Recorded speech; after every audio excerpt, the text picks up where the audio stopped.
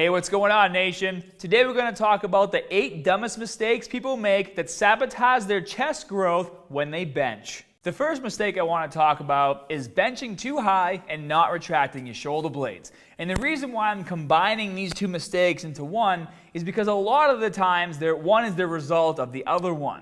Now, what happens when you do the bench press and you don't retract your shoulder blades is you end up having a flat back. So I'm going to lay back real quick.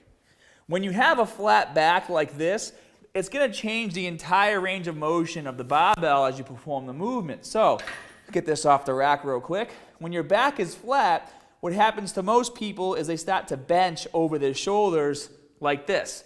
And they do it without even realizing it because it's going to feel like the natural range of motion. So going up, going down, you're benching over your shoulders. Now when you bench over your shoulders, now not only do you lose power when doing that, but you also run the risk of a shoulder injury and really damaging your rotator cuff. Now, if I stay in the same position, but I retract my shoulder blades like this, get a slight arch in my back, keep those shoulder blades retracted, I can bring the barbell down with the same movement pattern that I just did with my back flat, but as you can see, it's coming down over a totally different point. It's coming down over my chest on every single repetition. So because I'm coming now down over my chest, I'm taking my shoulders out of the equation, I'm bringing more triceps into the movement, and I'm able to fully target my chest on every single repetition. The second mistake people make is that they're actually bouncing the barbell off their chest at the bottom of the movement. Now, I want to make it very clear here. We're talking about building muscle, not powerlifting or strength training, where you might see that being done because it's a part of that type of training. When you're trying to build muscle, you have to understand that you need to train in the full range of motion and you need to be in control the entire time, especially at the bottom portion, which is the sticking point, and where your chest is going to be in the most stretched position. In order to build muscle and to break down muscle tissue, you need to be able to get as much of a stretch and as much of a shortening as possible when doing the bench press. So, for example, now that you guys know you're supposed to retract your shoulder blades, when you get yourself into position, if you're bringing the barbell down and you let everything go loose here and you just bounce it up like this, you're missing that bottom portion, like I said. So you're bouncing it up like that. You're completely disengaging your chest, disengaging your arms for a bit, and then you're hitting your chest with the bar, and that's what's getting you from here to here. Now, if you stay in control the entire time, keep everything nice and flexed, nice and tight, and you bring that barbell down, you control it, when you get to the bottom of the movement and you stop the bar on your chest and then press up, you're going to have to recruit a lot more muscle fiber to push that bar off your chest. And you're going to feel it instantly through your chest when you do that. So, if you guys are doing the bench press and you're trying to use this to build muscle, you want to make sure that you go all the way down, you hit that sticking point, and you push through. If you're powerlifting or strength training and you're trying to increase your 1 rep max, then it's okay to use techniques like that, but only if you've trained for them, because obviously you can seriously injure yourself if you do it wrong. The third mistake is something I like to call dancing feet, and we see this a lot in the gym. You'll see people doing the bench press, and then they're laying down and their feet are going all over the place, and they're going like this and moving around. What happens when you have dancing feet syndrome, we'll call it, is you're basically taking all of the tension out of your lower part of your body. So you're getting rid of all the tension you've created in your core, and you're getting rid of that driving force that starts from your feet. Now, there is a difference in how this relates to powerlifting versus focusing on building muscle. We'll get to that in a second. But if you're a power lifter especially, you need to have a solid stance on the ground, because what that's going to do is allow you, when you get back into position like this, when you arch your back and you drive your hips into the bench, when you get to the bottom of the movement with the barbell, you're not just bringing it down with your arms and then pressing it back up with your arms. You're bringing it down, but you're actually driving through your feet and then driving your hips while you keep your core tight, and you're using this entire motion to press as much weight as possible. So the bench press starts from your feet when you're trying to lift as much weight as you can. Now, when it comes to building muscle, the primary focus isn't lifting as much weight as possible. However, you can obviously still choose to keep your feet on the ground. But you have to keep in mind that if your feet are on the ground and you're trying to use the bench press, as soon as you get into position, you get your glutes on the bench, your back is arched, your shoulders are retracted. If you're bringing the bar down and you start dancing your feet, you just lost all of that extra power that you were generating with your legs and your core, so your entire lower body. So you're going to feel like you're weaker on that exercise, but all that really happened is you lost that core engagement, which was helping you drive the bar up harder so you can focus more on lifting weight. Now, if you're trying to build muscle, a lot of people actually purposely take their feet out of the equation. They'll either bring their feet to the bench like this, or they'll keep them in the air like that. And the reason why they do this is because they're purposely taking everything out of the equation except their upper body so they can primarily focus on just targeting the chest. So this is 100% okay to do. You probably won't be able to lift as much doing it that way because you don't have that extra driving force, but you mentally set yourself up knowing that you're taking your legs out of the equation, as opposed to having dancing feet and then wondering why you're weak, okay? So there is a clear difference. There is a place for having your feet on the ground. There's a place for having your feet in the air. Just make sure you know which one you're doing, and don't do the dancing feet in between. The fourth mistake I want to talk about is doing half reps. Now, half reps can be either skipping the lower portion of the movement or skipping the lockout portion of the movement. And a lot of people say, well, I'm keeping constant tension on my muscle by doing half reps in the middle.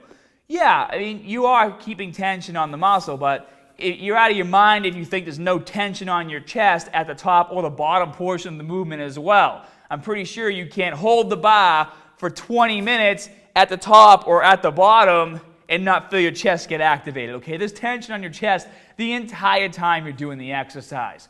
However, what you need to keep in mind is if you're training only in that middle area, your body is always going to be weakest in the areas you don't train. So for example, if you're skipping the sticking portion of the movement, which is the bottom portion, you guys will see a lot of people bring the barbell down to here and then they'll stop.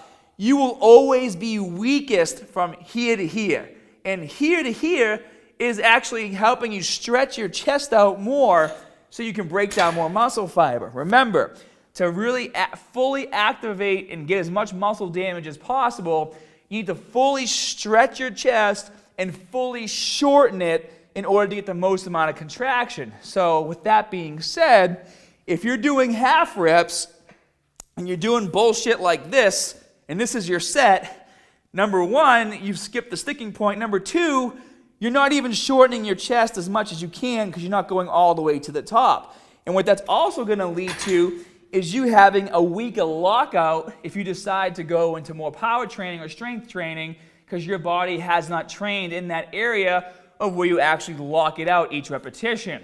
And I do want to add one more thing to this too, and it has to do with injuries. Now, like I mentioned, any range of motion that you don't train in is usually where you have weakness. So I want you to think about this. If you start training with half reps, okay, and you're only going down to like a few inches above your chest, so let's say for the next 6 months, you start out with like 135 pounds, okay? You just started out, you're not that strong, and you only go down to here, and then you push back up to here. And you get yourself strong enough to be able to do like 235 for a set of 5 reps, going from here to here. That one day when you decide to go all the way down to your chest with 235 and then all the way back up, that will probably be the day that you injure yourself, whether it's you pull a chest, you tear a tendon, or you hurt your shoulders. Reason being is because your body has never felt what it was like to handle any sort of weight in that bottom range of motion. So keep that in mind when you're training in the gym. The fifth mistake people make is they grab the barbell too wide. Now, you will read magazines and you will read articles that say grab the barbell wider to have a stronger chest press. And that's true.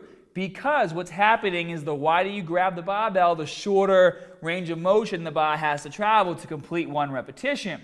But that's only going to work for you if your goal is to lift as much weight as possible. If you're trying to build muscle, you don't want to do this, because what you're actually doing is you're transferring not only a lot of the weight from the exercise to surrounding areas like your shoulders, for example, but you're also decreasing the amount that you're stretching and shortening your chest throughout the movement. And I want to show you guys with an example. And remember, shortening and stretching the chest, that's how you get muscle damage, that's how you build muscle.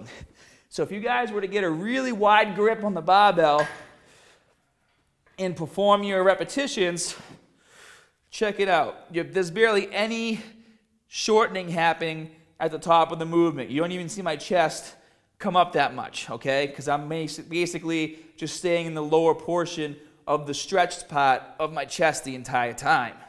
Now, if I were to get a regular grip and do the bench press, do a bit of a narrow grip, you guys are going to see at the top, even right now, that my chest is pumped up. I'm going to go all the way down, my chest is stretched, go all the way to the top. You see a clear change in my chest and how pumped up it's getting. That's because I'm shortening the muscle. Now, if I were to spread my arms out, you're going to see my chest deflate because it's not in that top part of the shortening portion of the movement anymore. So this is the difference. You're not getting the full contraction because you're not getting as much of a shortening of the muscle when you go up from the bottom position. So key thing here, guys, remember what you're trying to do. If you're going to the gym to be a power lifter, yeah, use a wide grip. If you're going to build muscle, wide grip's not going to help you too much.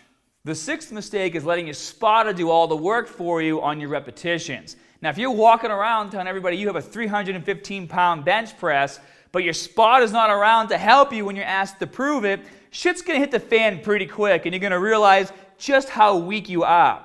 On top of that, your spotter is actually doing something to you that you might not realize. They're stealing your gains away from you.